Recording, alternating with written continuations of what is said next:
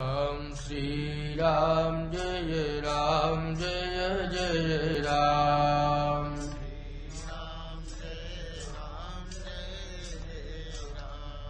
सच्चिदानंद भगवान की, श्री सीतानाथ भगवान की, श्री कामदानाथ भगवान की, श्री हनुमान जी महाराज की, श्रीमद् गोस्वामी तुलसीदास जी महाराज की जय जय सीताराम।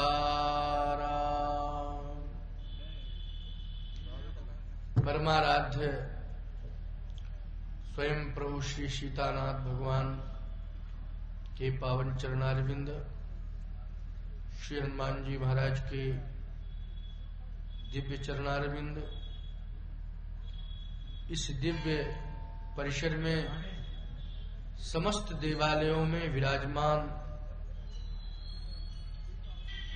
समस्त देव प्रतिमाओं को नमन करते हुए इस मंच पर अभी अभी जिनकी कथा आप श्रवण कर रहे थे, ऐसे परम विद्वान श्री ब्रजेश जी एवं भगवती प्रसाद मिश्र जी एवं राजेंद्र पाठक जी, मानस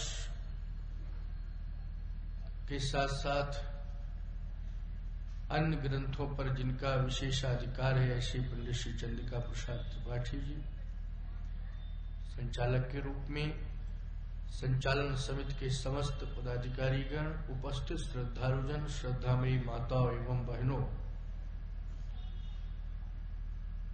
आज चतुर्थ दिवस है।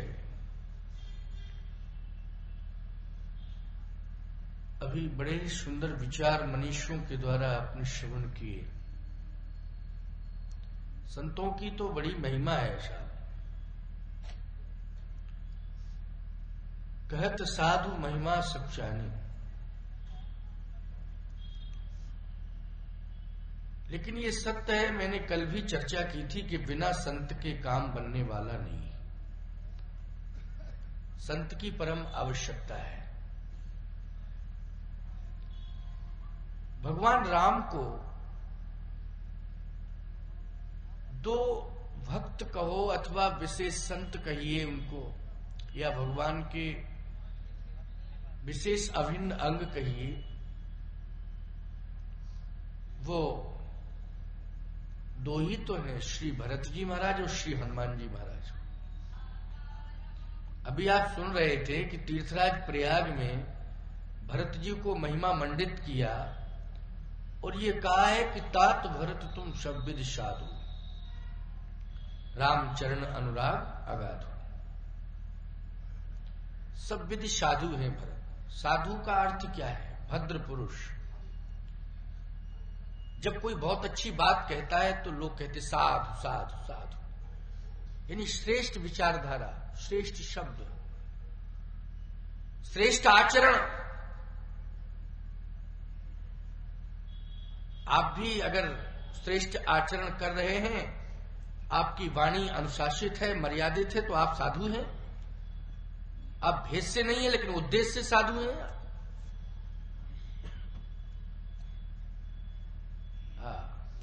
हमारे लल्लन महाराज आए, वाह, आना चाहिए। देखो अच्छा लगता है मंचों पर है। और ये कथा के बहुत अच्छे प्रेमी भी हैं। और हमारे रघुनाथ मंदिर के, वाह क्या बात है साहब, बैठ है पाठक जी विराजमान है, लल्लन जी तिवारी जी विराजमान है। अच्छा लगता है। भगवान के विशेष पार्षद हैं ये साहब। पूजा सेवा ठाकुर जी की विशेष सेवा कर रहे हैं। ये रघुनाथ जी कर रहे हैं, हनुमान जी कर रहे हैं। ये विशेष पार्षद भगवान के हैं जो सेवा कर रहे हैं, भगवान के बहुत नजदीक हैं, ठाकुर जी का श्रृंगार कर रहे हैं, ठाकुर जी को सुंदर सुंदर व्यंजन प्रसाद ग्रहण करा रहे हैं, विश्राम दे रहे हैं, ठाकुर जी के सुंदर सुंदर स्तवन में लगे हुए हैं। क्या कहना, ये महाभाग माने जाते हैं, जो पुजारी होते हैं, भगवान के पार्षद होते हैं। अच्छा अच्छा अच्छा, वाह वाह वाह, बहुत सुंदर बहुत सुंदर। तो संत दो ही श्रेष्ठ हैं, वैसे तो बहुत संत हैं लेकिन दो श्रेष्ठ हैं। संपूर्ण संतों ने अपना मत भरत को दिया है, लेकिन याद रखना संतों ने भरत को अपना मत दिया है, लेकिन भगवंत ने भरत के सहित अपना मत हनुमंत को दिया है। भरत के सहित, बोलो दिया है कि नहीं? भरत के सहित भगवान स्वयं कह रहे हैं इस बात को, बार बार कह रहे हैं, भरत भाई कपि से उरण हम नाही, भरत भाई कपि से उरण हम नाही। भैया भरत, ये जो कपिराज हैं, देखो भैया, कपिराज वैसे सुग्रीव को कहा जाता है, लेकिन हम लोग तो श्री हनुमान जी को ही कहेंगे, क्योंकि हनुमान जी ने समस्त वानरों को ही नहीं, नर और वानर, वानर का अर्थ एक विकल्प भी होता है, नर और वानर,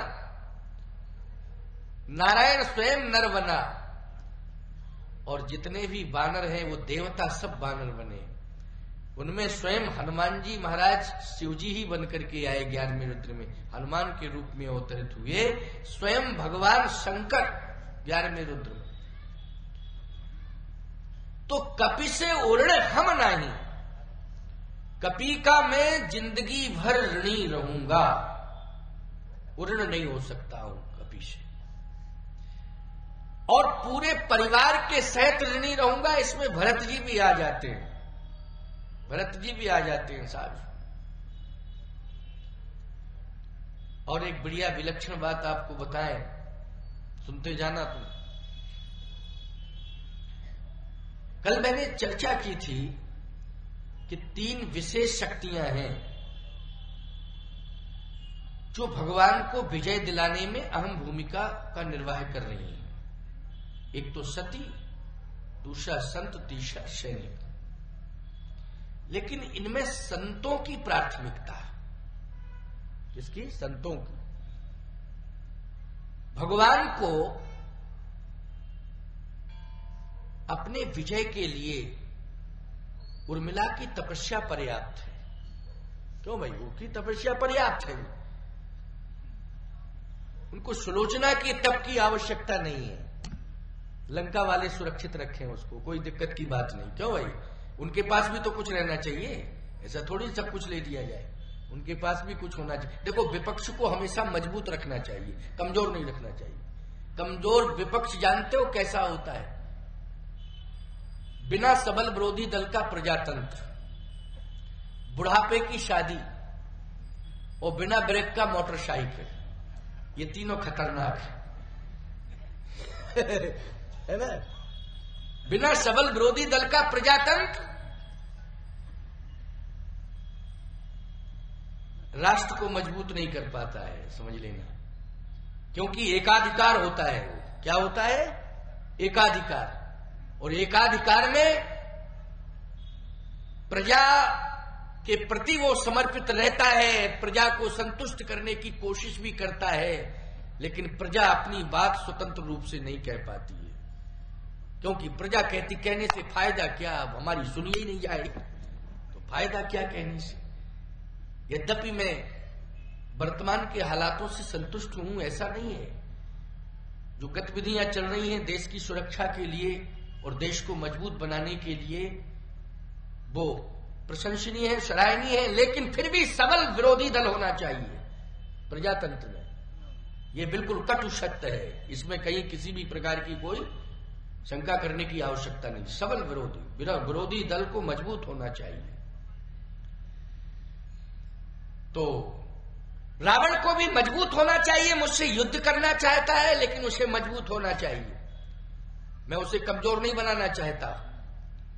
और इसके लिए सुलोचना की तपस्या जो हो रही है वो लंका को मजबूत बनाने के लिए, मैं समर्थन करता हूं। भगवान राम कह रहे इस बात को। दूसरी बात, सुलोचना का पति है मेघनाद। एक सती के पति को हठात अपने पक्ष में लिया जाए तो निश्चित रूप से वो एक अपराध की श्रेणी में आ जाएगा। किस श्रेणी में आएगा? अपराध की श्रेणी में। और राम ऐसी विजय नहीं चाहता है कि जिसमें राम को कलंक मिल जाए, कलंक मिल जाए, ऐसा नहीं। राम को विजय यदि मिलनी है और राम इस पर अनुमान भी लगा सकता है तो केवल एक ही अनुमान है, विजय श्री का एक ही विकल्प है कि राम के साथ संत होना चाहिए। अगर संत राम के साथ होंगे तो निश्चित रूप से राम की विजय होगी। राम को विजय दिलाने में संत ही पर्याप्त है। कौन पर्याप्त है? संत। और रही बात है वीर की, तो लक्ष्मण जैसा वीर पर्याप्त है। उर्मिला जैसी सती की तपस्या पर्याप्त है, लेकिन आवश्यकता है किसकी? संत की। तो संत हनुमंत तो हैं, संत हनुमंत है, लेकिन सावधान, लंका को कमजोर किया जा सकता है जब संत का पलायन होता। मैं कहता हूं तीर्थों से जब महात्माओं का पलायन होने लगता है तो तीर्थों की महिमा घट जाती है। तीर्थों की महिमा यदि बढ़ रही है तो याद रखना वो देव प्रतिमाएं तो विराजित हैं ही, उनकी अलग महिमा है, लेकिन विशेष महिमा अगर तीर्थों की है तो वो संतों के रहने से है। इसलिए तीर्थ में संतों को रहना चाहिए, तीर्थ की महिमा बढ़ती है। और मैं कहता हूं कि तीर्थ से चल के संतों को आना चाहिए, लेकिन भाग के नहीं, सम्मान पूर्वक लाना चाहिए। और जहां भी संत पहुंच जाते हैं उस स्थान को वो तीर्थ बना देते हैं। इसलिए समाज में भी संतों की आवश्यकता है। ये चलते फिरते प्रयाग है, बोलो है कि नहीं? क्या है? चलते फिरते प्रयाग है। और प्रयाग तीर्थों के राजा है। अभी आप चर्चा सुन रहे थे, प्रयाग तीर्थों के राजा है। और संत क्या है? दो प्रयाग, एक अचल प्रयाग, एक सचल प्रयाग। तो अचल प्रयाग भौगोलिक दृष्टि से आप देखें तो वो उत्तर प्रदेश की सीमा में स्थापित है, जिसको कहते हैं अचल प्रयाग। लेकिन सचल प्रयाग मुद मंगलमय संत समाजू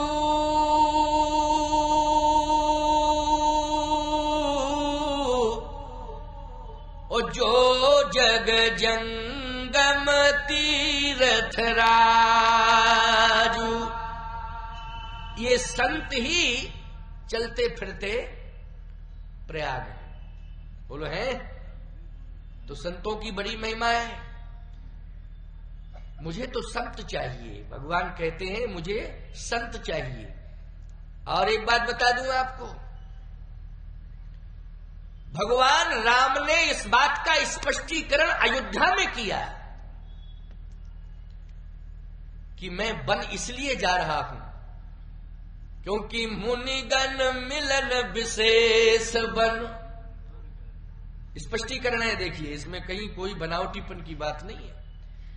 मुनिगण मिलन विशेष वन सबई भात हित मोर।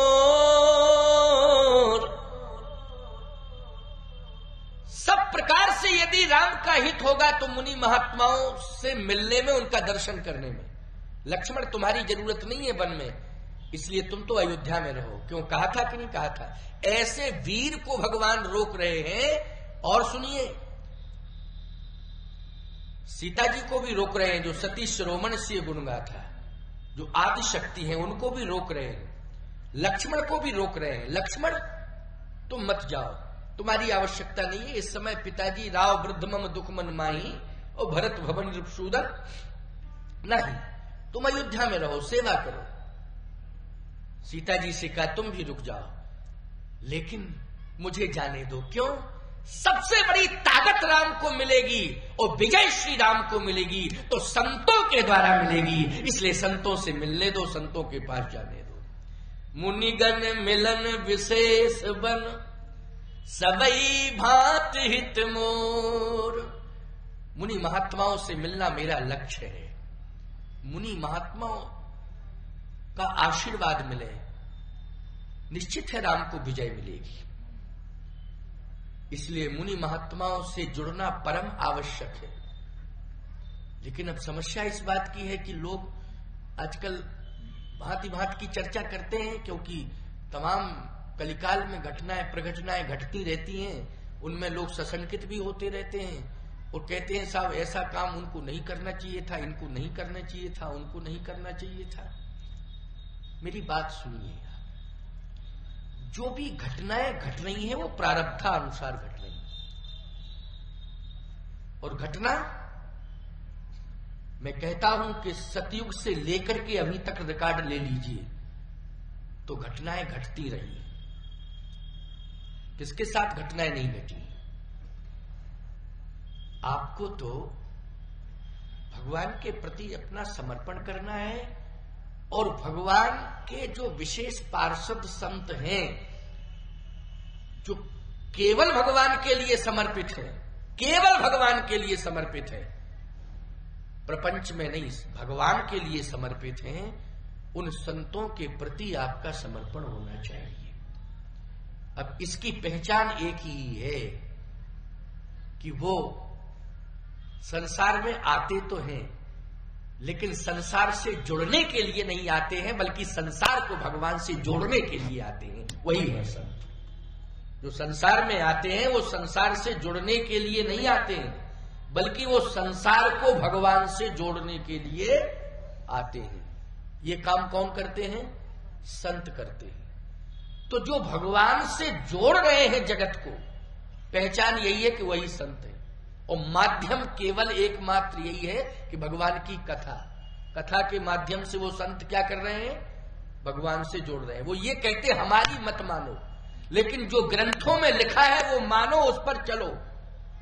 बोलो भाई, कहते हैं कि नहीं कहते हैं? जो ग्रंथों में लिखा है। आज मैं जो भी बात कह रहा हूं वो अपनी नहीं कह रहा हूं, एक ग्रंथ को माध्यम बना के बोल रहा हूं कि रामायण में जो लिखा है उसके अनुसार आप चलिए।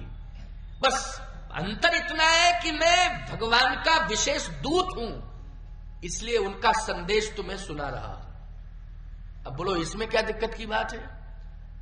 अगर मैं यहां बैठ करके ये कहूं कि सुनो, ऐसा करना वैसा करना, ये सत्ता लो वो सत्ता लो, ये नेता बनो, इस पार्टी से जुड़ो, उससे निकलो, इससे जुड़ो, ये सारी बातें नहीं। ये तो तुम ज्यादा जानते हो, हमसे ज्यादा तुम लोग जानते हो। समझ गए हो कि नहीं?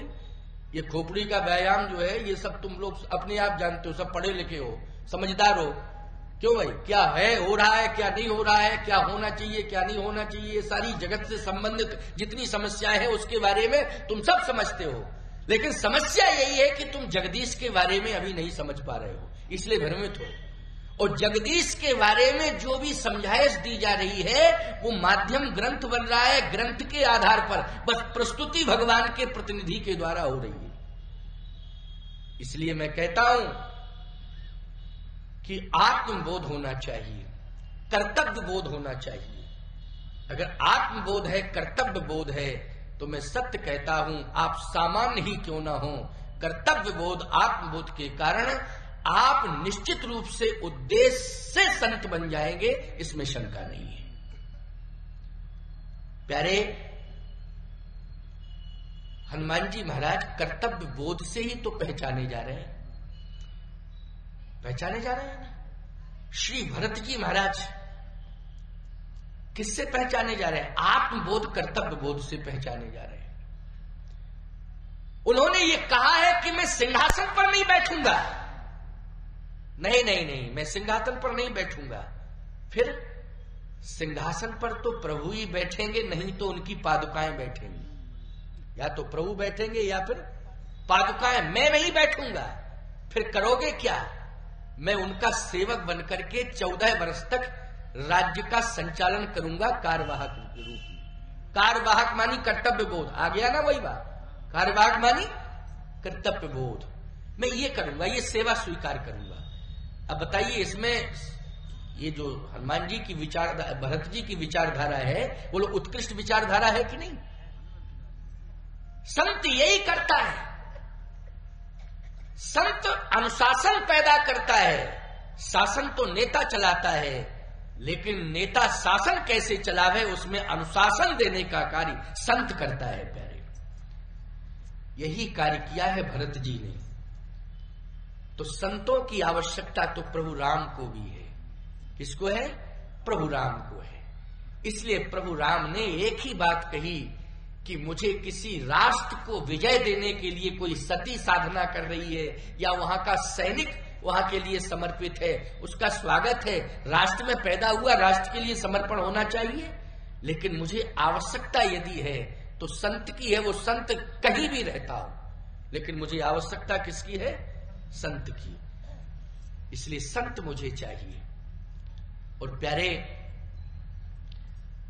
संत, मैंने कल बताया कि प्रतिकूल वातावरण में रहकर के भी जो साधना करे और जो संयमित जीवन जिए, भगवान का स्मरण करे, भगवान का भजन करे और सत्य को स्वीकार करे और सत्य का संदेश का डिमडिम नाद करे, सत्य के संदेश का डिमडिम नाद करे। बोलो, ये सत्य के संदेश का डिमडिम नाद किसने किया? विभीषण जी ने किया। किया कि नहीं किया? लंका में रह करके किया। राम सत्य संकल्प प्रभु, सभा कालवश तोड़। बोलो, ये किसने कहा था? जल्दी बोलो। विभीषण जी ने कहा था। और लंका में कहा, रावण के सामने कहा, राक्षसों के बीच में कहा। प्यारे, वो कितना श्रेष्ठ संत होगा जो राक्षसों के बीच में रह के भजन कर रहा है, साधना कर रहा है, तपस्या कर रहा है। कितना बड़ा संत होगा। और जिसने राम जी के चरणों में समर्पण कर दिया, ना पत्नी को देखा, ना पुत्र को देखा, ना धन को देखा, सबका त्याग किया। किसी ने कहा ये अच्छी बात नहीं संत की, ये अच्छी बात थोड़ी है संत की कि वो पत्नी वाला संत है तो पत्नी को क्यों छोड़े साहब? अगर विवाह हुआ है उसका तो फिर उसको निर्वाह करना चाहिए, कर्तव्य बोध। तो विभीषण जी ने ऐसा क्यों किया? संतान है, पत्नी है, नहीं नहीं, भगवान के हवाले कर दिया। किसके हवाले कर दिया? भगवान के। मुझे विश्वास है कि अनन्याश्चिन्तयन्तो माम ये जनाः पर्युपास्ते तेषाम नित्याभियुक्तानां योगक्षेमम् वहाम्यहम्। भगवान के प्रति मेरा समर्पण है, तो मेरी जो भी वस्तु है या जो भी व्यक्ति है उनको कौन संभालेंगे? भगवान संभालेंगे। इसलिए भरत जी ने भी यही किया था। कह निज मरम धर्म सब भाखा, और जो जह लायक सो तहि राखा। अस विचार सुचि सेवक बोले, जे सपने हु निज धर्म न डोले। जब नंदग्राम में भरत जी ने तपस्या की तो क्या मांडवी जी साथ में रही? वहां मांडवी जी तो अयोध्या में थी। भरत जी ने तो नंदग्राम 14 किलोमीटर दूर रह करके तपस्या की है। सीधी सी बात यह है कि पूरे राज्य को, अवध को, परिवार को, प्रजा को सब संभाल रहे हैं भगवान अथवा भगवान की चरण पादुकाएं। क्योंकि चरण पादुकाएं भरत जी कहते मैं मानता ही नहीं हूं, मैं तो भरत मुदित अवलंब लहेते अस सुख जस सिय राम रहे थे। मैं नहीं मानता हूं कि ये चरण पादुकाएं हैं, सारी दुनिया को दिखाई दे रहा है कि ये चरण पादुकाएं हैं, लेकिन मैं जब देखता हूं तो मुझे तो सीताराम जी का दर्शन होता है। इसलिए अयोध्या को, पूरे परिवार को तो सीताराम जी संभाल रहे हैं। ये विश्वास की बात है। पूरी अयोध्या को चरण पादुकाएं दिखाई दे रही हैं, लेकिन भरत जी को सीताराम जी दिखाई दे रहे हैं। ये समर्पण की बात है। उत्कृष्ट संत, श्रेष्ठ संत श्री भरत जी महाराज। राम जी को संत की जरूरत है, संत की जरूरत है। भरत से कहा कि भरत, जबकि भरत जी कह रहे थे मैं आपके साथ चलने को तैयार हूं। जब विजय श्री संतई से मिलनी है तो चित्रकूट में भरत जी यही तो कह रहे थे कि मैं आपके साथ रहने को तैयार हूं और आप तो कृपा करके अयोध्या वापस जाए, मैं वन में रहूंगा। कानन करऊं जन्म भर वासु, यही ते अधिक न मोर सुपासु। लेकिन भगवान राम ने कहा नहीं, तुम्हें तो अयोध्या वापस जाना है भरत, तुम्हें अयोध्या वापस जाना है। लेकिन विभीषण जी को अपने पास बुला रहे हैं, विभीषण जैसे संत को अपने पास बुला रहे हैं और भरत जैसे संत को अपने से दूर कर रहे हैं। क्यों कर रहे हैं कि नहीं कर रहे? भाई मैं गलत तो नहीं बोल रहा हूं, बात तो मैं सही कह रहा हूं। अगर नहीं बुलाना चाहते हैं विभीषण को तो ये योजना बन रही है, हनुमान जी से कह रहे हैं, हनुमान जी से कह रहे हैं बार बार कि जाना है तुम्हें, लंका जाना है, तुम्हें ही जाना है लंका।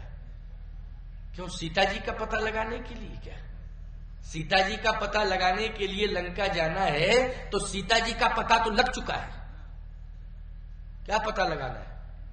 सीता जी का पता तो पूरा का पूरा गीधराज जटायु ने बता ही दिया है।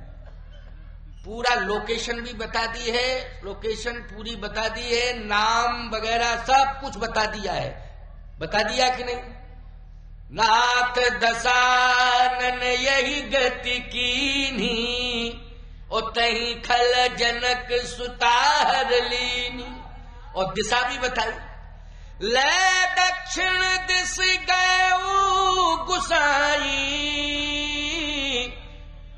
ओ बिलपति अति कुररी की नाई। दरस लाग प्रभु राखे प्राणा, चलन चहत यव कृपा निधान। अब जा रहा हूं, मैंने बता दिया कि सीता को रावण ले गया है दक्षिण दिशा में, दक्षिण दिशा में लंका है।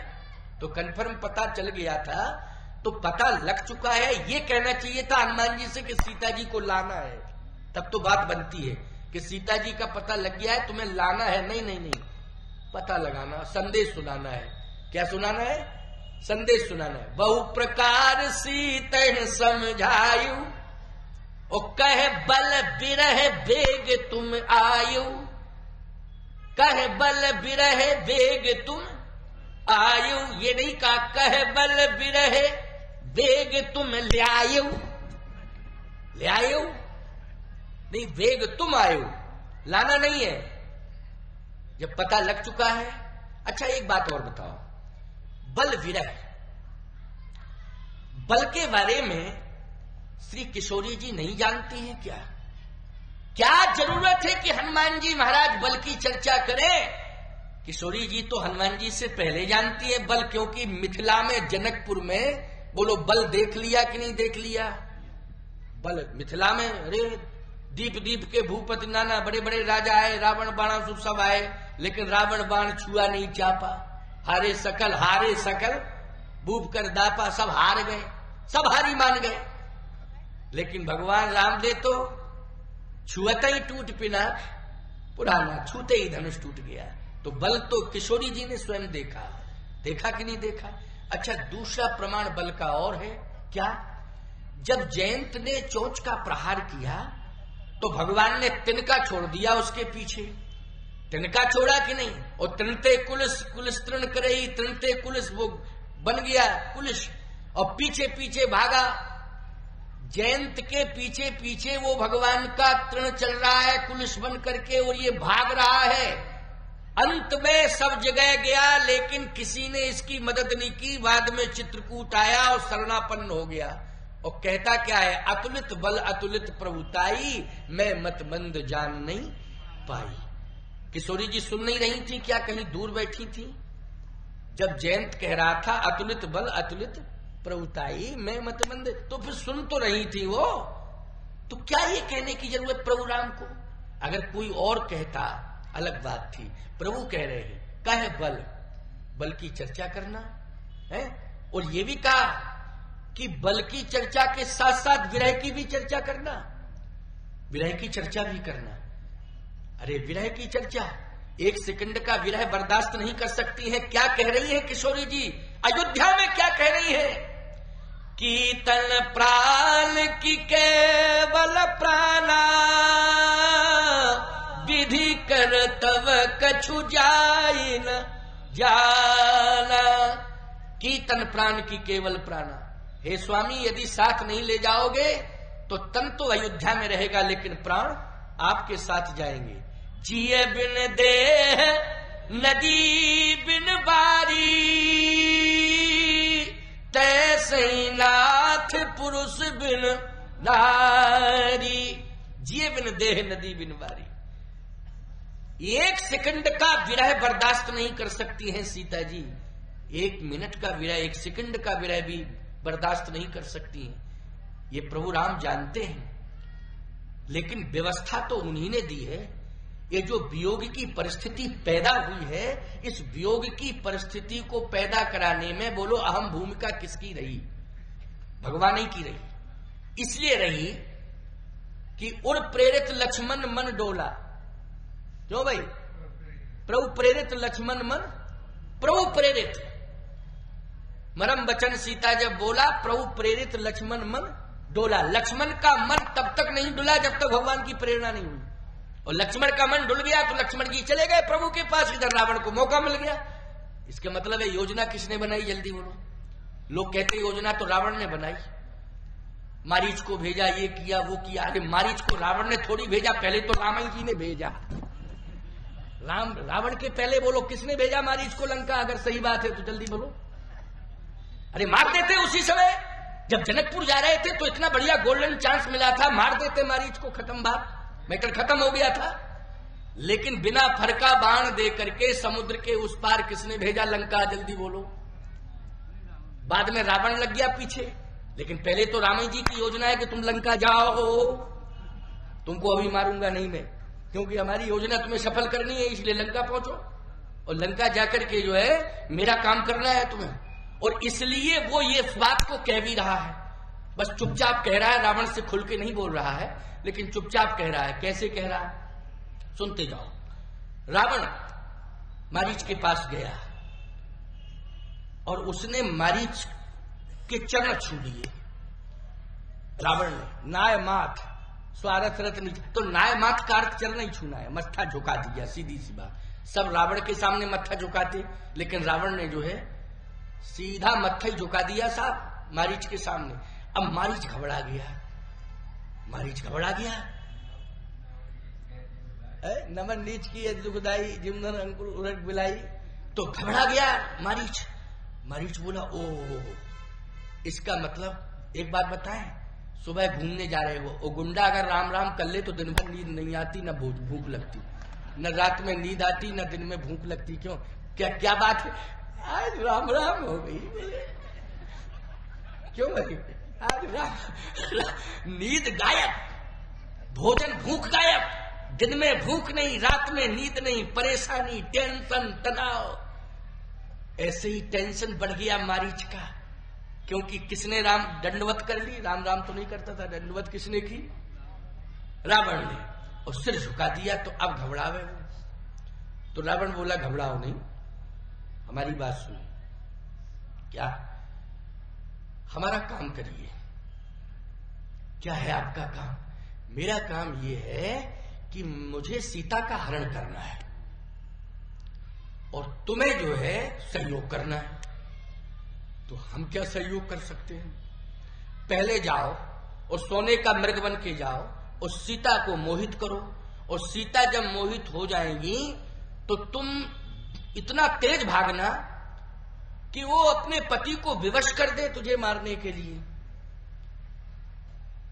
इसलिए सोने का मृग बन के तुम जाओ। रावण बोला हमको मत भेजो, क्योंकि हम उनके बाण के प्रभाव को जानते हैं। ये जो लंका आए हैं हम, जिंदगी में कभी नहीं आ सकते थे, हमें क्षमता ही नहीं थी, क्योंकि हम तो रह रहे थे बक्सर में, वहीं बक्सर के जंगल में पड़े थे। अगर हमें क्षमता होती तो आ जाते कि नहीं आ जाते, बल्कि रिश्तेदारी थी, तमाम रिश्तेदारी, हम किसी त्रयोदशी तक में सम्मिलित नहीं हुए लंका में, क्योंकि समुद्र जो है बाधक बन रहा था, ये समुद्र पार कैसे करें। लेकिन उनके बाण में इतनी बड़ी ताकत है कि यहां तक भेज दिया। इसका अर्थ ये है कि तुम किसी राक्षस की त्रयोदशी में सम्मिलित नहीं हो पाए, लेकिन पूरे खानदान की त्रयोदशी कराने के लिए चले आए। राम जी ने जो बाण से भेजा है, पूरे खानदान की त्रयोदशी करने के लिए भेजा है मारीच को। समझ में आ रही है बात कि नहीं आई? और ये मारीच ऐसा आया था भगवान के द्वारा, यहां भगवान के बिनफर बाण राम तय मारा सतजोजन का सागर पारा। इसने पूरे राक्षसों की त्रयोदशी करा दी। त्रयोदशी है, रहा न कोकुल रोवन हारा, रहा न कोकुल रोवन हारा। इसमें भूमिका किसकी रही? प्रथम दृष्टिया भूमिका जब सीता जी ही राम जी को नहीं मिली, इसके पहले राम जी ने भूमिका बना दी। अभी सीता जी नहीं मिल पाई राम जी को, लेकिन राम जी ने मारीच को पहले भेज दिया, बाद में सीता को प्राप्त किया है। योजना पहले जाओ, पहले तुम निकल जाओ, बस तुरंत जाओ, रुकने की जरूरत नहीं है। तो वो कहता है कि हमको मत भेजो, क्योंकि उनके बाण में बड़ी ताकत है। तो किसको भेजूं? मेघनाद आपका बेटा बहुत सक्षम है, उसको ही भेज दो। मेघनाद बहुत बलवान है ना मेघनाद, इसलिए उसको भेज दो। रावण कहता है खबरदार, मैं जो कह रहा हूं मेरी बात को सुनो, माया का रूप बनाओ, तुम मायावी हो। तो कहा मेघनाद भी मायावी है, और जितने राक्षस हैं सभी मायावी है। और मारीच बोलो आप खुद मायावी हो, आप में भी कमी नहीं है, आप हर प्रकार से माया जानते हो, मायावी हो आप स्वयं। राक्षस जितने सब मायावी। बहस कर रहे हो कि काम कर रहे हो, पहले ये बताओ। तलवार निकाली, उभय भात देखा निज मरना, तब ता किसी रघुनायक सरना। इसने सोचा कि इस अभागे के हाथ से मरने में सार नहीं है, इसलिए मरना तो है ही है, तो भगवान के हाथों से मरूं। लेकिन याद रखना, उसने उस योजना पर हर्ष व्यक्त किया। समझ लो इस बात को, जो भगवान ने भेजा अपने कार्य कराने के लिए, तो हर्ष व्यक्त कर रहा है। मम पाछे धर धावत, धरे सरासन बान, ओ पुनि पुनि प्रवहि बिलो की हूं, धन नमो सम आन। मन अति हरस, अति हरस। मरते समय किसी को प्रसन्नता होती है क्या? जल्दी बोलो। जिसको ये पता पहले ही से चल जाए कि हमें मरना है, वो कन्फर्म मरना है, प्रसन्नता नहीं होगी। हां, बस वही बात फिर आ गई। देश का सैनिक जो है, देश के लिए हंसते हंसते प्राण त्यागता है। मैं एक बात कहता हूं, सरदार भगत सिंह को ये पहले से मालूम चल गया था कि फांसी होगी। बोलो, चला था मालूम कि नहीं फांसी होगी? राम प्रसाद बिस्मिल जी को भी मालूम चल गया था कि फांसी होगी। अशफाक उल्लाह खां को भी मालूम चल गया था कि मेरी फांसी होगी। सुखदेव को भी मालूम चल गया था, राजगुरु को भी मालूम चल गया था कि मुझे फांसी होगी कन्फर्म। लेकिन याद रखना, इन्होंने हंसते हंसते मरना स्वीकार किया। क्यों? देश के लिए, राष्ट्र के लिए। इस जगत जो सिए राम में सब जग जानी, जड़ चेतन जग जीव जब सकल राम में जान। ये संपूर्ण जगत, इसका रक्षण होगा, इसका गौरव बचेगा, तो मेरे भगवान का भी गौरव सुरक्षित रहेगा। मुझे बचने की, प्राण की जरूरत नहीं है, अब तो मुझे प्राणनाथ के अस्तित्व की जरूरत है, प्राण की नहीं, प्राणनाथ के अस्तित्व की जरूरत है। और इन महावीरों ने, क्रांतिकारियों ने हंसते हंसते फांसी के फंदे को स्वीकार किया। शब्द क्या थे जरा सुनो। ऐ भारतवासियों, झांसी के निवासियों, वीरांगना महारानी लक्ष्मीबाई की नगरी है ये। कान खोल करके मेरी बात को सुन लेना। इन क्रांतिकारियों ने एक ही बात कही थी हंसते हंसते, तमन्ना है बस यही। जिस समय फांसी दी जा रही थी, फांसी जिसको मिलती है उससे पूछा जाता तुम्हारी तमन्ना क्या है, तुम्हारी इच्छा क्या है, अपनी इच्छा व्यक्त करो। तो कहा तुम्हारी इच्छा क्या है? इन सभी ने कहा था तमन्ना है बस यही दिल में, साधना शेष रहना चाहिए, हम रहे या न रहे मेरा देश रहना चाहिए, हमारा देश सुरक्षित रहे, यही तमन्ना है। मुझे अपनी कोई तमन्ना नहीं है, मैं तो प्राण देने के लिए तैयार हूं। तो सीधी सी बात यह है कि प्रसन्नता में प्राण दिए जाए तब जब ये कन्फर्म हो जाए कि प्रभु मिलेंगे, प्रभु मिलेंगे। इनको भी मालूम था कि हमारी कुर्बानी से देश हमारा आजाद होगा, देश सुरक्षित होगा, ये पूरी तरह से विश्वास हो गया था, इसमें कोई शंका की बात नहीं है। ये पूरी तरह से विश्वास हो गया था इन परम वीरों को, इन क्रांतिकारियों को कि हमारा देश जो है हमारी कुर्बानी से आजाद होगा, इसमें कतई कोई शंका की बात नहीं है। आज मारीच को भी मालूम हो गया है कि मरना तो है ही, लेकिन भगवान का दर्शन जरूर होगा, और दर्शन करते करते मरूंगा, दर्शन करते करते मरूंगा। मन यति हरस जनाउनते ही, ओ आज देखी हो परम सनेही, आज देखी हो परम सनेही। आज मैं अपने सनेही नहीं परम सनेही का दर्शन करूंगा। किसे देखूंगा? परम सनेही को। इसका मतलब है कि परम सनेही मान रहा है भगवान को। तुलसीदास जी भी तो परम सनेही मानते हैं, मानते हैं कि नहीं?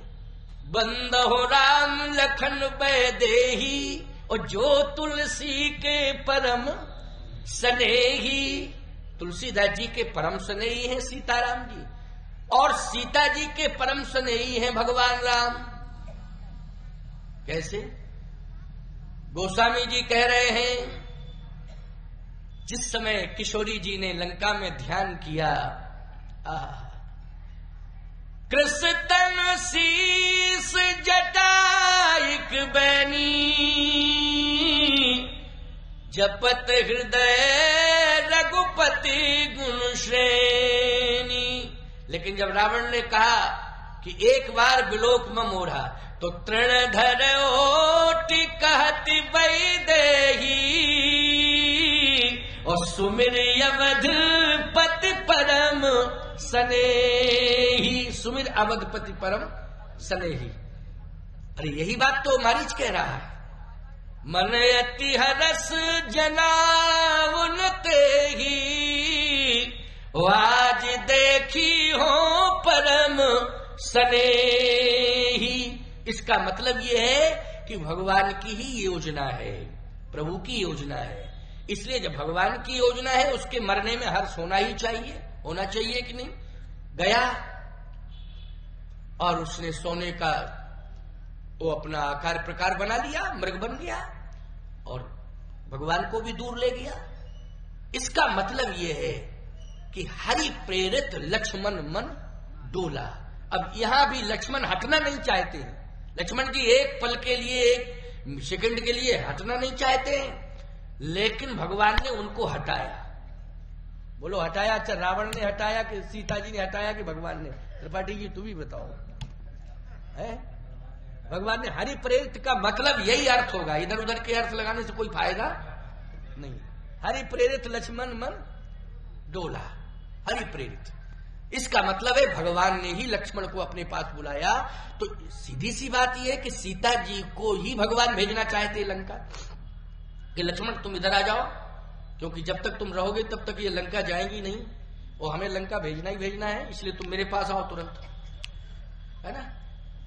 इसका सीधा सा अर्थ ये है कि भगवान ने स्वयं लंका भेजा श्री जानकी जी को। तो भैया जब लंका भेजा तो वियोग किस बात का, विरह किस बात का, जरा बताओ। जब खुदा ही भेज रहे हैं तो विरह किस बात का है? विरह होना ही नहीं चाहिए। विरह की किस बात का, जब हम खुद भेज रहे हैं। लेकिन हनुमान जी से क्या कह रहे हैं?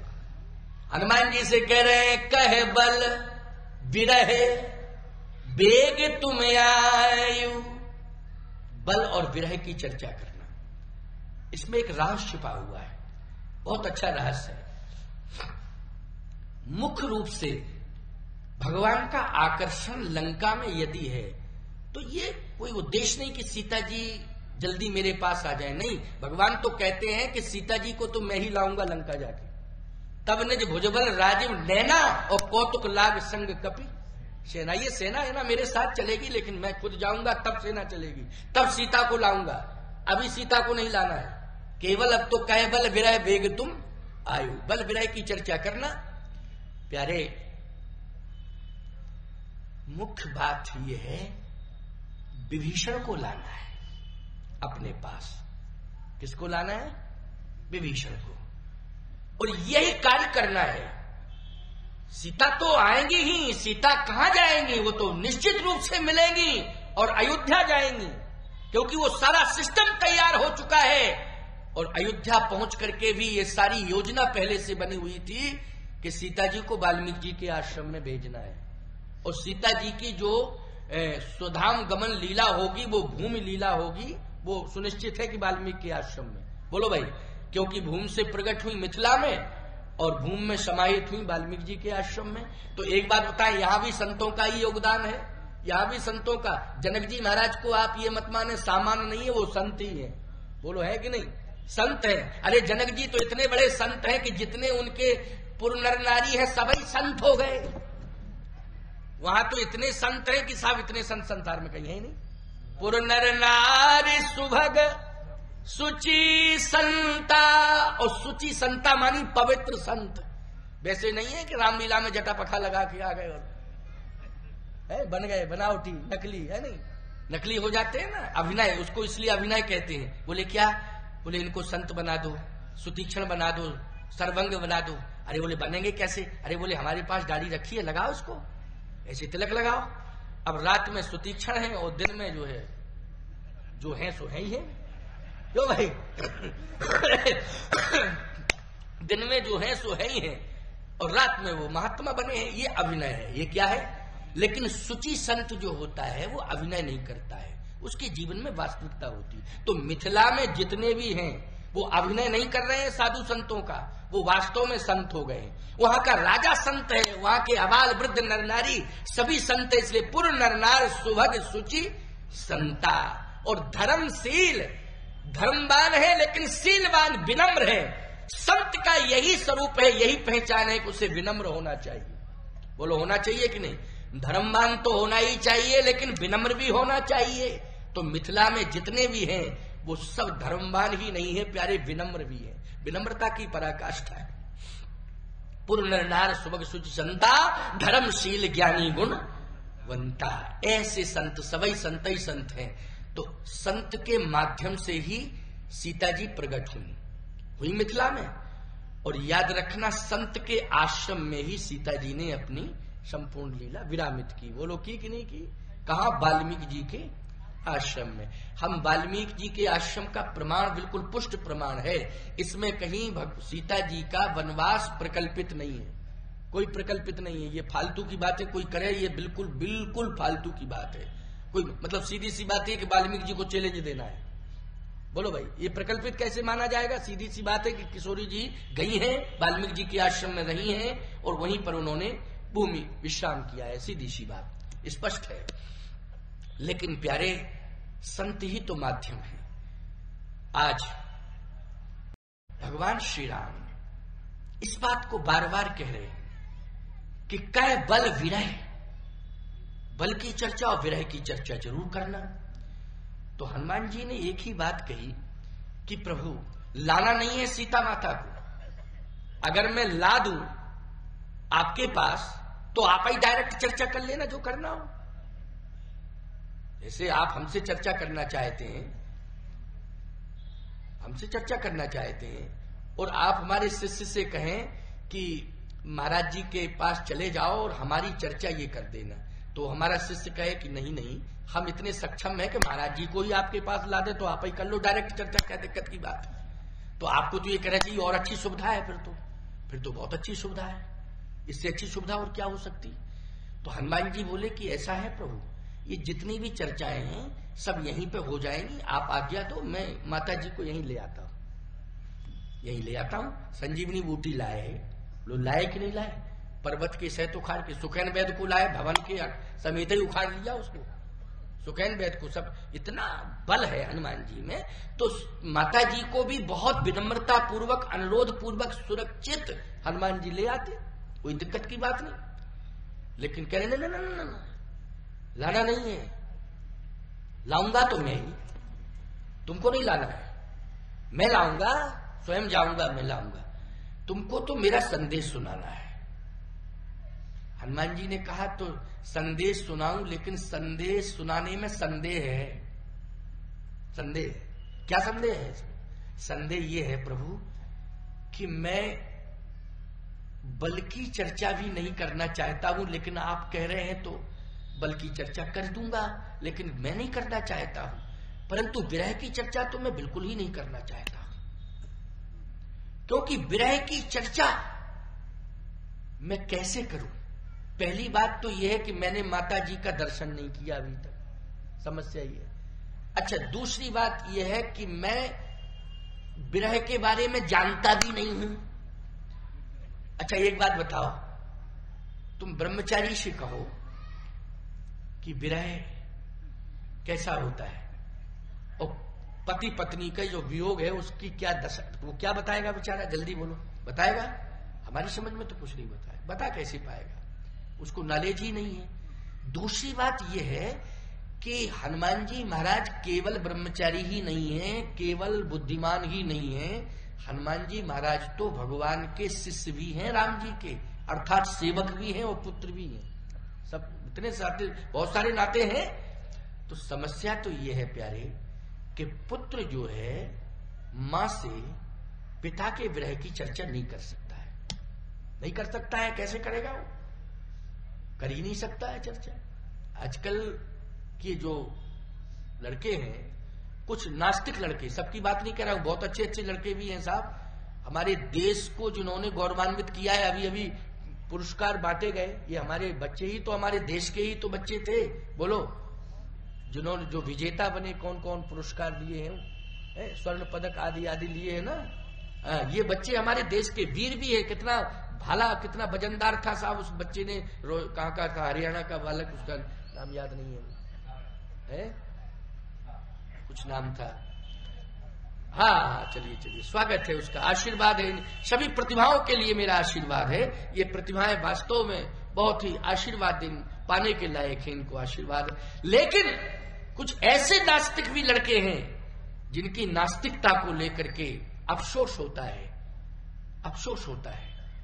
एक बाप ने अपने बेटे से कहा कि बेटा, तुम सामान्य शिष्टाचार भी भूल गए हो। उसने कहा कैसे? सिद्ध करो, सिद्ध करिए कि मैं क्या सामान्य शिष्टाचार भूल गया हूं। का सामान्य शिष्टाचार यह है कि पुत्र जब पिता के सामने आता है, पहली बार तो प्रणाम करता है। जैसे सुबह सुबह आवे, दिन भर मिले जुले, ये अलग विषय है, लेकिन रात्रि के विश्राम के बाद सुबह जगता है और पिता दिखाई दे जाए, मां दिखाई दे जाए, तो प्रणाम की परंपरा है ना। इस परंपरा को तुम भूल गए हो। अथवा कोई बालक बाहर से लौट के आ रहा है, पिता दिखाई दे या मां दिखाई दे जाए, तो स्वाभाविक प्रणाम किया जाता है। सनातन संस्कृति का तो यही नियम है। लेकिन तुम ये शिष्टाचार भूल गए हो। तुम क्या ये भी नहीं पहचान रहे हो कि मैं तुम्हारा बाप हूं? क्या भूल गए हो? क्या नहीं, भूला तो नहीं हूं। तो फिर प्रणाम करने में किस बात का संकोच है? मैं इसलिए नहीं कह रहा हूं कि मैं प्रणाम करवाने का आदी हूं, लेकिन ये धर्म कहता है कि एक पुत्र को मां बाप का सम्मान करना चाहिए। ये मर्यादा है, ये नियम है। उसने कहा सुनिए, नास्तिक था, धार्मिकता, उसको संस्कार थे नहीं उसमें। उसने कहा सुनिए मेरी बात को, पहले मैं पुत्र था, लेकिन आपने ही मुझे पिता बना दिया है। हाँ, मेरी शादी हुई, आपने कराई मेरी शादी। बातचीत किसने की थी? नास्तिक पुत्र कह रहा है, बातचीत किसने की थी? आपने की थी ना। मैंने कोई हस्तक्षेप किया? क्योंकि ठीक है, आपके पास अधिकार था, आपने प्रयोग किया, शादी मेरी हुई, इसके बाद संतान हुई, संतान बनने के बाद मैं पिता बन गया। तो आप पिता, मैं पिता, पिता पिता बराबर। अब इसमें बोलो भाई, ये घोर नास्तिक के लक्षण है कि नहीं? ईमानदारी से बताओ। इन नालायकों को समाज में जिंदा रहने का अधिकार है? ये तो धरती के भार हैं, इनको तो चुल्लूवर पानी में डूब के मर ही जाना चाहिए। कहने का तात्पर्य मेरा यह है, सावधानी से सुनना। लेकिन हनुमान जी ऐसे आदर्शवादी हैं कि प्यारे पुत्र बने हैं। वैसे तो अंजनी पुत्र महा बलदाई, संतन के प्रभु सदा सहाई, शंकर सुवन केसरी नंदन, तेज प्रताप महाजग बंदन। लेकिन कर्तव्य से पुत्र बन रहे हैं। किससे बन रहे हैं? समर्पण से, सेवा से, आदर्श से, कर्तव्य से पुत्र बने हैं। बोलो बने हैं कि नहीं? शिष्य भी बने, सेवक भी बने और पुत्र भी बने। इन जैसा आदर्शवादी तो संसार में है ही नहीं कोई सा, जितना आदर्श का पालन हनुमान जी ने किया है। लेकिन आज भगवान कहते हैं विरह वेग तुम आयो, विरह की चर्चा करना। सीधी सी बात यह है कि भगवान इस बात को समझ गए हैं कि ये शंकर है। बोलो है कि नहीं? इस बात को कौन समझ, इस मर्म को कौन समझ गए हैं? भगवान समझ गए। अच्छा, इस बात पर भी आप विश्वस्त हैं कि नहीं? भगवान समझ सकते हैं कि नहीं? समझ गए हैं। लेकिन ये सेवा करने के लिए देश बदल के आ गए। अब ये कह रहे हैं सेवक बना लो, शिष्य बना लो, पुत्र बना लो, ये कर लो, वो कर लो। लेकिन वस्तुतः इनसे मेरा संबंध अनेक प्रकार का है। जैसे मित्र भी है, भगवान शिव और राम जी बोलो आपस में क्या है? मित्र भी हैं। और स्वामी सखा, सखा मानी क्या होता है? मित्र ही तो होता है। ये सारे नाते हैं। मैं नहीं चाहता हूं कि इन्हें पुत्र वाला अधिकार मिले, क्योंकि पुत्र वाला अधिकार लेने के लिए सीता जी के पास जा रहे हैं। क्योंकि कोई पुत्र बनता है तो पहली प्रमाणदात्री मां होती है, पिता बाद का होता है। बोलो कौन होता है? मां होती है। मां ये कहती है कि ये मेरा पुत्र है, तो पिता कहता है हाँ पुत्र है। और ये अधिकार लेने के लिए जा रहे हैं। और मैं नहीं चाहता हूं कि ये पुत्र बनकर के मेरी सेवा करें, क्योंकि मैं पहचान रहा हूं कि ये हैं वस्तुतः कौन। भगवान का पक्ष अपनी जगह है। इसलिए मैं थोड़ा सा इनको इस ओर मोड़ दूं कि हमारे जरा मित्र हो तो विरह की भी चर्चा कर देना। लेकिन ये मान रहे हैं मुझे मित्र के नहीं मान रहे हैं। लेकिन हनुमान शंकर जी तो प्रतिज्ञा कर चुके हैं कि मैं तो पुत्र ही बनूंगा, मित्र मुझे नहीं बनना है। मैं मित्र बन के देख लिया, कोई लाभ नहीं मिला मुझे। इसलिए जो भी लाभ मिलेगा वो किसमें मिलेगा? पुत्र बन के लाभ मिलेगा, मित्र बन के नहीं। क्योंकि जो भी मैं पाऊंगा वो पुत्र बन के पाऊंगा। अच्छा बोलो मित्र बन के क्या मिलता है? जो पुत्र बन के मिलता है वो मित्र बन के मिलता है। जल्दी बोलो। मित्र बन के मिलता है चाय नाश्ता। क्यों भाई, मिलता है कि नहीं? अरे भाई दोस्ती हो गई, आओ बैठ के चाय नाश्ता करो, ये करो वो करो, चलो यात्राएं करें, ये करें आप।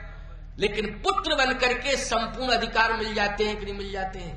पिता के संपूर्ण अधिकार पुत्र बन करके प्राप्त हो जाते हैं। भगवान शंकर कहते हैं मित्र बनने से मुझे कुछ नहीं मिला, स्वामी बनने से भी मुझे कुछ नहीं मिला। मुझे तो मिलेगा तो सेवक, शिष्य और पुत्र बन के ही मिल सकता है। इसलिए हनुमान ये चूकेगा नहीं। अब ये शिव हनुमान बन करके चूकने वाला नहीं है, कुछ भी कहे। भगवान ने कहा कि समझ रहे हो जो मैं कह रहा हूं? हनुमान जी बोले माता जी को ले आऊं तो? करने की नहीं, लाना आना नहीं है, जो मैं कह रहा हूं वही कह। तो हनुमान जी बोले एक काम करें, क्या आप साथ चले चलिए मेरे। भाई माता जी को नहीं लाऊं तो आपको तो ले जा सकता हूं वहां, आपको ले जाने में क्या दिक्कत है? और ऐसे हिसाब से ले जाऊंगा कि लंका वाले समझ ही नहीं पाएंगे, ये मेरी जिम्मेवारी है। भगवान ने कहा कि नहीं नहीं नहीं नहीं, अभी मेरी जरूरत नहीं है। हनुमान जी बोले मेरा निवेदन आपसे ये है कि आपका प्रमुख कार्य सीता जी को लाना है या पता लगाना है या और कुछ है? भगवान ने कहा और कुछ है। क्या? संत को विशेष रूप से प्रभावित करना है, और प्रभावित इतना प्रभावित करना है कि संत सहज में ही मुझे मिल जाए, और ये कार्य आपको करना है। हनुमान जी ने कहा सुनिए अब मेरी बात को, विभीषण संत तो है ही, लेकिन आपके विजय श्री का मत भी है। वो मत संत तो है ही है, लेकिन विजय श्री का मत भी है। क्योंकि अभी रावण के पास 3 वोट हैं और विभीषण आ गया तो 2 ही तो रह जाएंगे। क्यों भाई, क्या रह जाएंगे? 2 रह जाएंगे, क्योंकि एक तो मत रह जाएगा सुलोचना का और दूसरा वीर का रह जाएगा। वो वीर कौन है? मेघनाथ का। लेकिन जो संत वाला मत है वो आपको मिल जाएगा। लेकिन मत को अगर प्रभावित करना है तो फिर केवल प्रतिनिधि भेज करके नहीं, स्वयं उम्मीदवार चले। क्यों भाई, उम्मीदवार स्वयं चले और प्रभावित करे। केवल मध्यस्थ को भेजने में ही सार नहीं है, जहां तक मेरा ख्याल है। एक बात बताओ भैया, अगर एक ही मत निर्णायक मत है, एक मत ही निर्णायक मत है, समझना, तो एक ही मत अगर निर्णायक है तो मध्यस्थ व्यक्ति शायद उतना सफल नहीं होगा जितना, बल्कि इतना होना चाहिए कि मध्यस्थ को यदि आप उचित समझ रहे हैं तो आप और वो दोनों मिलकर के जाए और जाए तो निश्चित है किसी के दरवाजे पर पहुंच गए आप, इतने प्रभावशाली हैं, तो वो कहेगा वाह साहब वाह, आप स्वयं चल के आए हो, अब निश्चित रूप से हम तो आपके ही हैं, अब हम आपके ही हैं, आप चिंता करने की कोई जरूरत नहीं है। इसलिए मैं निवेदन कर रहा हूं आपसे कि आप स्वयं चले चलिए तो दोनों काम हो जाएंगे। जो मत है संत मत वो भी आपको मिल जाएगा और जो आपका मत है किशोरी जी के लिए, माता जी के लिए, वो आप व्यक्त कर देना, हम माध्यम बने रहेंगे ले जाने वाले। भगवान ने कहा कि हनुमान, सही बात तो यह है कि मैं ये सिद्ध नहीं करना चाहता हूं कि मैं लंका जाऊं, क्योंकि तुम्हारा चेहरा पहली बार लंका में जाएगा और मेरा चेहरा भी पहली बार जाएगा, लेकिन ये विश्व चर्चित चर्चा है कि इस समय राम रावण में ठनी हुई है और युद्ध होना है कन्फर्म, क्योंकि सीता हरण हो चुका है और सीता हरण में ये विश्व चर्चित चर्चा हो गई है। इसलिए मैं भले ही पहली बार लंका जाऊंगा, लेकिन कहीं किसी राक्षस ने अगर देख लिया तो मामला सब बिगड़ जाएगा, इसलिए मुझे मत ले जाओ। हनुमान जी ने कहा सुनिए प्रभु, हम आपको ऐसे सुरक्षित स्थान में बिठाल के ले जाएंगे कि लंका वाले देख ही नहीं सकते हैं। क्यों नहीं देख सकते? बोले वो है अहंकारी, केवल मत देखेगा आपको, लंका वाले नहीं देखेंगे। क्यों? हम आपको हृदय में बैठा लेंगे और जो अभिमानी होते हैं वो चेहरा देखते हैं, सिर झुकाते ही नहीं, और जब तक सिर नहीं झुकाएंगे तब तक हृदय दिखाई नहीं देगा, और सिर उठाएंगे तो केवल खोपड़ी खोपड़ी दिखाई देगी। हम आपको हृदय में रखेंगे और लंका वाले अभिमानी हैं, वो सिर झुकाएंगे नहीं, आपको देख नहीं पाएंगे। लेकिन जो संत विभीषण है वो सिर उठाता नहीं है, वो सिर झुकाता है। इसलिए जैसे ही आप पहुंचेंगे आपका दर्शन करेगा और प्रभावित होगा, कन्फर्म है कि सफलता मिलेगी। भगवान ने कहा तो नहीं मानते हो भैया, तो फिर ठीक है, अब तुम्हारी व्यवस्था है। यही कही नाय सबल कहूं माथा, हरस चलऊ ही धर रघुनाथा। हृदय में रख लिया, सुरक्षित ले जा रहे हैं। अब आप सुनना, पूरी लंका देख डाली, लेकिन जरूरत तो विभीषण की है। जरूरत किसकी है? विभीषण की है। पहुंच गए साहब विभीषण, हरि मंदिर था भिन्न बनावा, अंदर है विभीषण। रात्रि का समय है, बोलो समय किसका है? रात्रि का समय है, क्योंकि प्रमाण है तही अवसर रावण तही आवा, संग नारी बहु किए बनावा, रात्रि की घटना है। तो रात्रि में अब विभीषण क्या कर रहा है? बोले विभीषण तो अंदर सो रहा है। एक बात आपको बताएं, जो प्रतिकूल परिस्थितियों में रहता है वो व्यक्ति सोता कम है, रोता ज्यादा है। इस बात को मान लीजिए आप, वो सोता कम है, नीति कम आती, रोता ज्यादा है। तो लंका में विभीषण सोता कम था लेकिन रोता ज्यादा था। और जानकी जी तो सोई ही नहीं साहब, रोई ही है 14 महीने तक लंका में, वो सोई नहीं, रोई है। तो विभीषण जो है कहीं सो रहा होगा। रात्रि में किसी को जगाना, अपरिचित व्यक्ति हो और अपरिचित व्यक्ति किसी को जगावे तो निश्चित रूप से उसमें संदेह पैदा हो जाता है। हनुमान जी ने कहा कि मैं प्रयास करता हूं, लेकिन सुनो, लंका में बंदर नहीं थे, अयोध्या में भी बंदर नहीं थे साहब। ये बंदर तो बीच में मिले किष्किंधा में, कहां मिले बंदर, जल्दी बोलो। अयोध्या में तो चित्र लिखित कपि देख, डराती सीवन बसे तात कहीं भांति। अयोध्या में तो चित्र ही भरता बंदर का, बंदर थोड़ी थे। मैं कहता हूं ये बंदर कहां मिले हैं, किष्किंधा में मिले, लंका में भी बंदर नहीं। अगर पहली बार कोई रात्रि में बंदर देख ले तो ईमानदारी से बताओ पास आएगा कि भागेगा? भागेगा वो व्यक्ति, और मिलने की कोशिश करेगा कि छिपने की कोशिश करेगा? जल्दी बोलो। इतने लोग बैठे हैं, हजारों की संख्या में बैठे हो, आज संख्या आपकी बहुत अच्छी है, इतने ही और आ जाओ तो शांतिपूर्ण व्यवस्था से बैठा दिया जाएगा। और एक बंदर अगर आ जाए बीच में तो एको नहीं बैठोगे, एक भी नहीं बैठोगे। बोलो सब भागना शुरू कर दोगे। भागना शुरू करोगे कि नहीं करोगे? बंदर की यही तो विशेषता है। हम तो चित्रकूट में रहते हैं, हम जानते हैं बंदरों को भुगतते हैं साहब। एक भी लंगोटियां नहीं बची हम लोगों की। बाहर तो सुखा ही नहीं पाते, कपड़ों की तो बात छोड़ो। हमारा तो धन ही है लंगोटी, साधु का धन लंगोटी, कमंडल और लंगोटी दो ही होता है। दो गए समझ लो सब कछु चलो गो साधु है नहीं। लेकिन साधु संत जानते इस बात को। बहुत बंदर है इस समय चित्रकूट में साहब, अयोध्या में भी बहुत है बंदर, झांसी में नहीं, कम है। किले में है, लेकिन किले में है तो राजा है वहां के, वो किला में नहीं रहेंगे तो क्या चौराहे पर रहेंगे वो है ना। तो सीधी सी बात ये है कि बंदरों से बहुत डरते हैं लोग। अरे लंका में कोई बंदर नहीं, भले ही वो राक्षस हैं, लेकिन याद रखना वो बड़े बड़े बलवानों से नहीं डरते हैं, लेकिन बंदर से डरते हैं। और विभीषण तो संत है साहब, बंदर को देखेगा तो भयभीत हो जाएगा, और इतना भयभीत ना हो जाए कि कहीं भाग ना जाए। इसलिए विचार करो। हनुमान जी ने कहा तो विचार यही है कि ब्राह्मण बने जाते, क्योंकि आपके पास भी गए थे तो पहली बार ब्राह्मण बन के गए थे। विप्र रूप धर कपितय गए हो, और यहां हनुमान जी महाराज ब्राह्मण ही बने जब विभीषण के सामने गए। विभीषण जी के सामने ब्राह्मण बने। कि ब्राह्मण क्यों? लंका में तो ब्राह्मण को दुश्मन मानते हैं, बहुत बड़ा दुश्मन मानते हैं। जहां जहां देश धैन दुज पावै, नगर गांव पुर आग लगा मैं, दुश्मन मानते हैं। क्या कर रहे हो हनुमान? ब्राह्मण बनोगे तो खतरा हो जाएगा। कहा राक्षस के सामने थोड़ी ब्राह्मण बन के जा रहे हैं, संत के सामने जा रहे हैं ब्राह्मण बन के। रावण के सामने नहीं गए हनुमान जी ब्राह्मण बन के, गए क्या? जल्दी बोलो, गए क्या?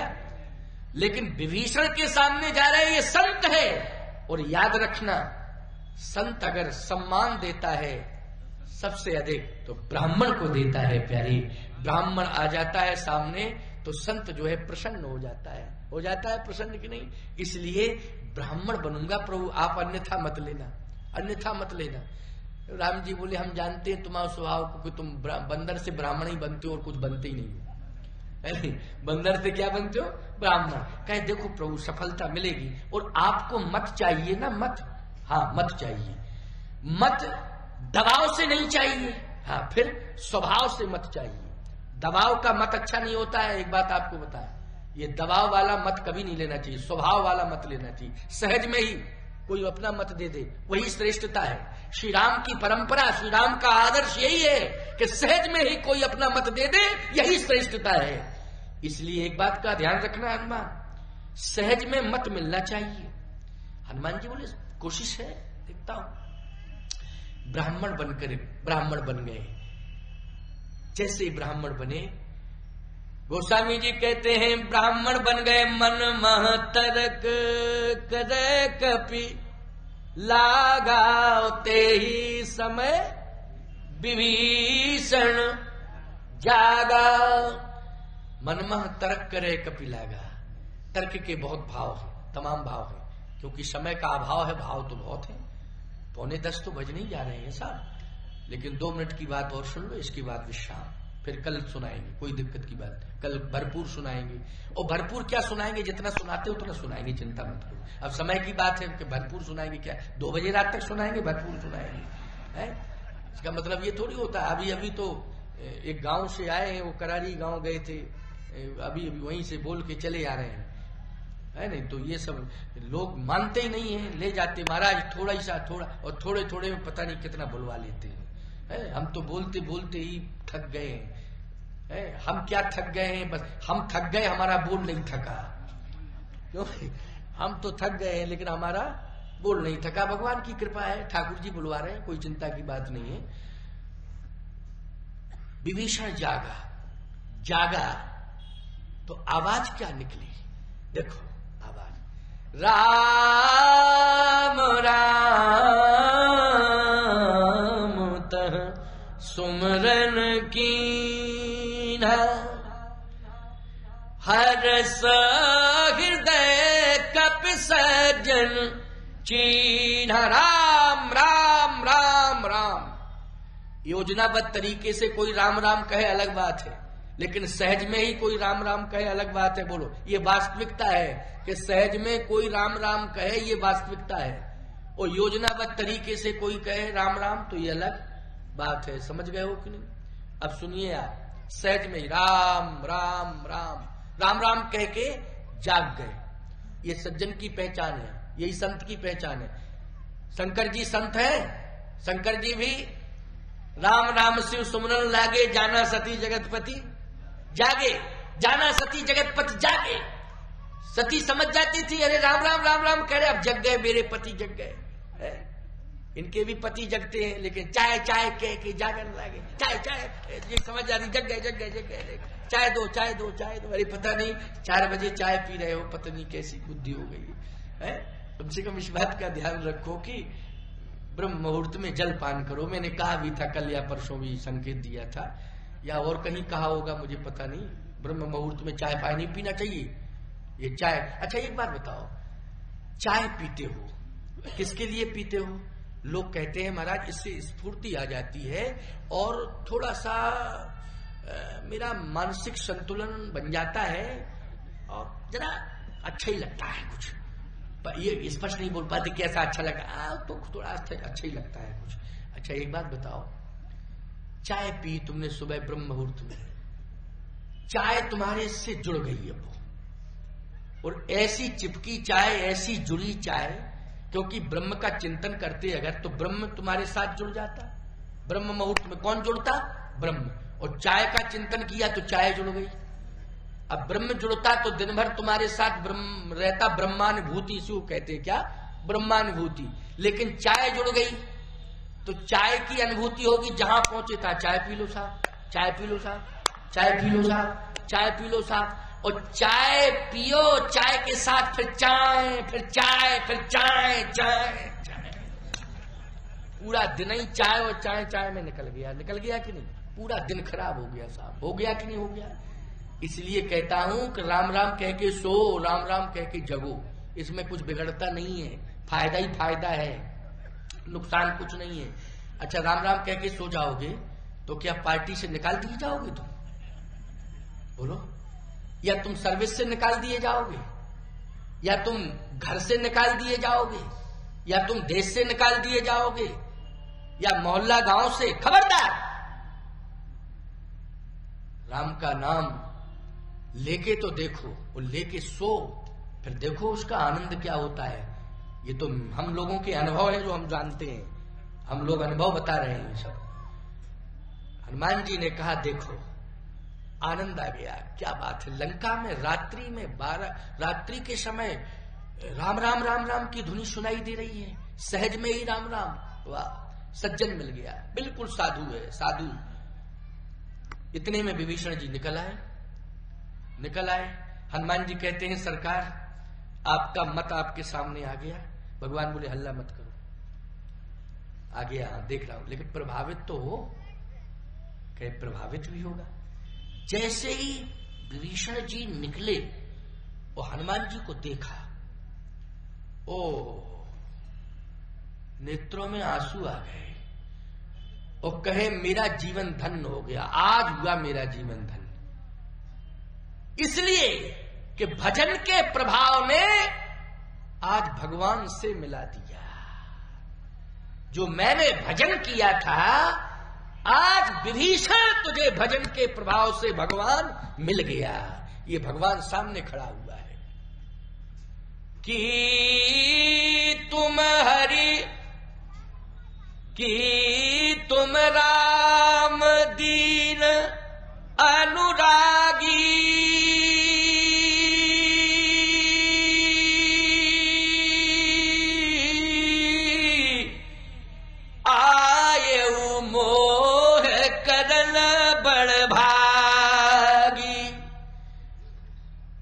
तो आप राम ही हैं, और राम मुझे धन्य करने के लिए आया। वो परमात्मा इस अभागी को बड़भागी बनाने के लिए आया है। हनुमान जी ने कहा ना ना ना, ये बात बिल्कुल मत कहो, मैं राम नहीं हूं। तो आप राम के दास हैं कि तुम हरिदासन मह कोई, ओ मोरे हृदय प्रीत यस होई। या तो आप राम के दास हैं, ना ना ना ना, मैं राम का दास भी नहीं हूं। फिर कौन है आप?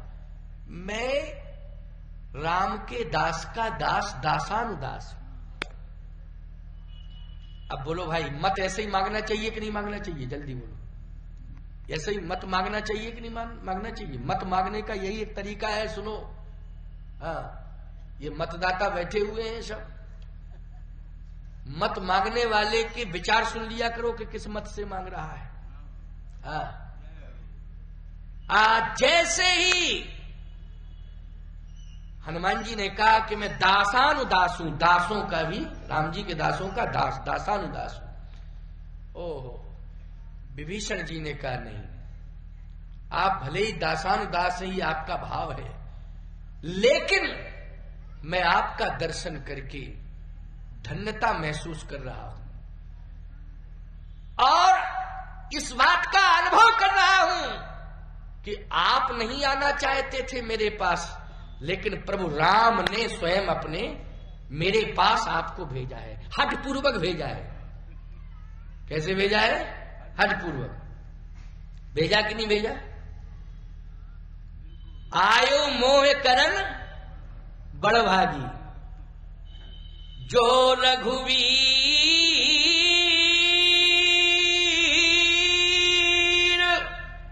अनुग्रह कीन्हा,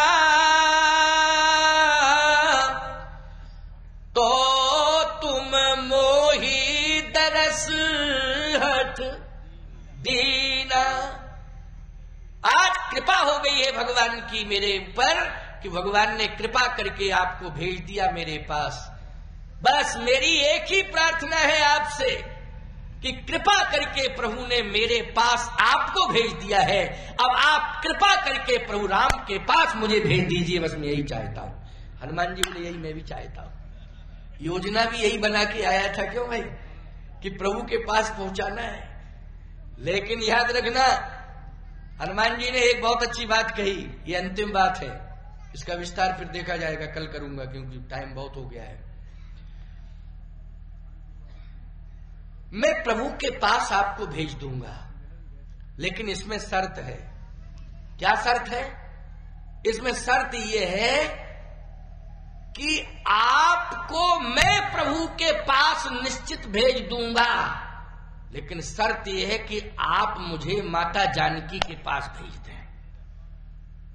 आप मुझे माता जानकी के पास भेज दें, मैं आपको प्रभु के पास भेज दूंगा।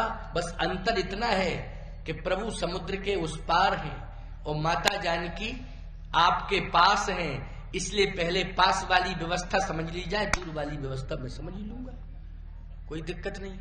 पहले मुझे जो है माता जी के पास भेज दो, बस यही तो अंतर है। आप परमपिता की तलाश में हो, मैं जगत माता की तलाश में हूं। आपको जगत माता मिल गई और मुझे परम पिता मिला, लेकिन परम पिता मुझे मिला, जगत माता नहीं मिली। आपको जगत माता मिली, परम पिता नहीं मिला, तो एक काम करो कि मुझे मां से मिला दो, मैं आपको पिता से मिला दूंगा, बहुत बढ़िया काम बन जाएगा। विभीषण जी बोले एक संकट है। क्या संकट है?